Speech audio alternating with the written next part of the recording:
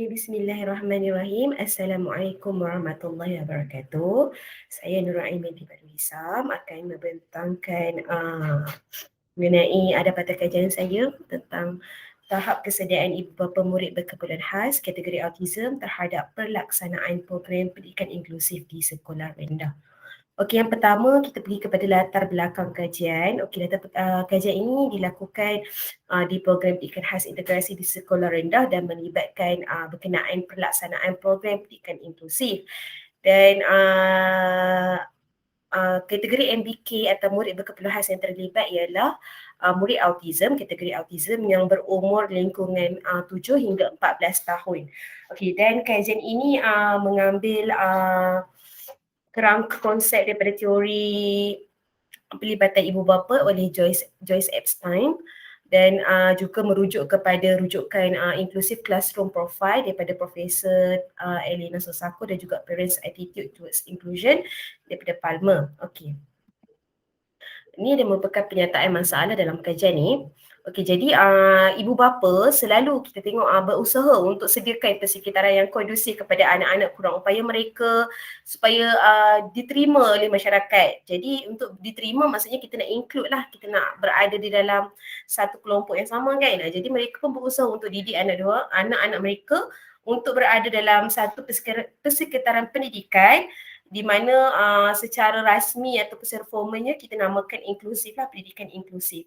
Jadi namun begitu ada juga ibu bapa anak kurang upaya ni yang tak selesa ataupun yang rasa canggung untuk melibatkan anak-anak mereka dalam pendidikan inklusif. Ini kerana dilihat sebagai dari aspek pemahaman dan juga mungkin sikap ataupun kurang pengetahuan dalam apa faedah untuk pendidikan inklusif ni lah bagi anak-anak berkeperluan khas.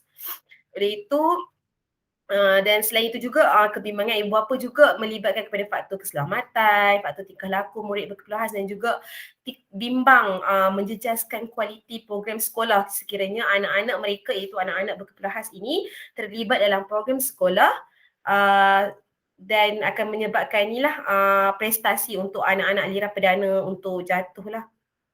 Okey, jadi tujuan kajian ini adalah untuk mengenal pasti tahap kesediaan ibu bapa murid berkeperluan khas kategori autism terhadap pelaksanaan program pendidikan inklusif di sekolah rendah. Okey, dari aspek tahap kesediaan ini saya lihat kepada dua aspek utama iaitu aspek pengetahuan dan juga aspek jangkaan. Di mana saya juga dua perkara ini saya rujuk kepada inclusive classroom profile dan juga parents attitude towards inclusion. Okey, jadi metodologi kajian, okey. Untuk setting latar tempat, 6 buah sekolah rendah telah dipilih di sekitar Langkawi, Kedah dan juga yang terlibat merupakan 54 orang ibu bapa murid berkeperluan khas kategori autism, sekolah rendah juga, saya lupa tulis kat sini, 7 hingga 12 tahun yang dalam saya punya responden dan saya menggunakan teknik persampalan rawak muda, menggunakan kaedah tinjauan lah untuk pendekatan kuantitatif. Okey.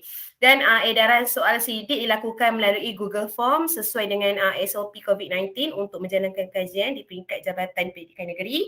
Dan juga memang yang saya fokuskan adalah demografi dan ciri yang sama. Saya ambil semua sampel yang ada di Langkawi. Saya tidak menggunakan pendapat apa yang selalu biasa digunakan H. Morgan kan sebab saya punya sampel sikit. Jadi saya ambil semua. Okey. Jadi untuk dapatan kajian, okey untuk bahagian pertama iaitu kesediaan dari aspek pengetahuan ibu bapa MBK.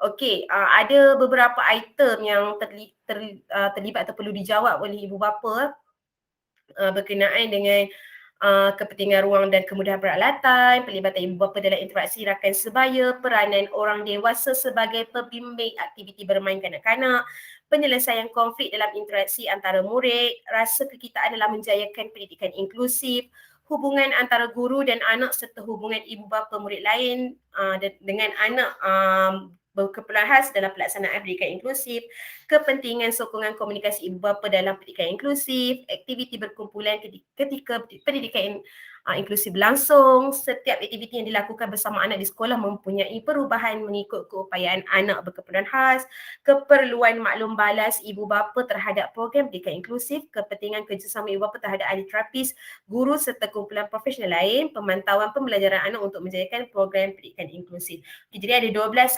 item dan saya dah buat satu rumusan min secara keseluruhannya 3.54 iaitu berada di tahap yang sederhana untuk tahap kesediaan dari aspek pengetahuan ibu bapa MBK sekolah rendah kategori autism. Dan kalau kita boleh lihat di sini yang paling tinggi ialah pada 3.78 min 3.78 iaitu pada rasa kekitaan dalam menjayakan pendidikan inklusif. Rasa kekitaan ni melibatkan banyak pihak, banyak pemegang taruh dan semestinya daripada pentadbir sekolah, pada guru-guru, daripada rakan sebaya dan seterusnya kepada ibu bapa itu sendiri. Okey, untuk dapatan kajian seterusnya untuk tahap kesediaan dari aspek jangkaan. Okey. Jadi ni kita lihat ada 11 item yang terlibat dan item-itemnya ialah pendidikan inklusif meningkatkan kualiti pendidikan MBK. Pendidikan inklusif menyebabkan layanan buruk rakan aliran perdana. Pendidikan inklusif menyebabkan anak disisihkan rakan aliran perdana. Pendidikan inklusif memberikan manfaat lebih baik untuk keadaan MBK terkawal. Pendidikan inklusif mustahil untuk memenuhi keperluan pembelajaran MBK. Pendidikan inklusif tidak memberikan bantuan tambahan kepada MBK semasa pembelajaran. Pendidikan inklusif mewujudkan persahabatan bersama rakan aliran perdana dan pendidikan inklusif meningkatkan kualiti pendidikan rakan aliran perdana. Yang kesembilan, pendidikan inklusif menyebabkan MBK tidak menerima perkhidmatan sokongan seperti di kelas pendidikan khas. Pendidikan inklusif membuatkan pembelajaran di kelas aliran perdana lebih bermakna berbanding kelas pendidikan khas dan semakin lama MBK di kelas aliran perdana, semakin baik layanan rakan aliran perdana terhadap MBK. Okey, jadi ada 11 item dan secara keseluruhannya di 3.06 iaitu di tahap yang sederhana juga. Tahap kesediaan dari aspek jangkaan ibu bapa MBK sekolah rendah kategori autism terhadap pendidikan inklusif ni juga di kategori tahap sederhana. Okey, jadi perbincangan, ibu bapa sangat memainkan peranan utama dalam proses penyertaan murid berkeperluan khas dalam pelaksanaan program pendidikan inklusif. Jadi pelibatan ni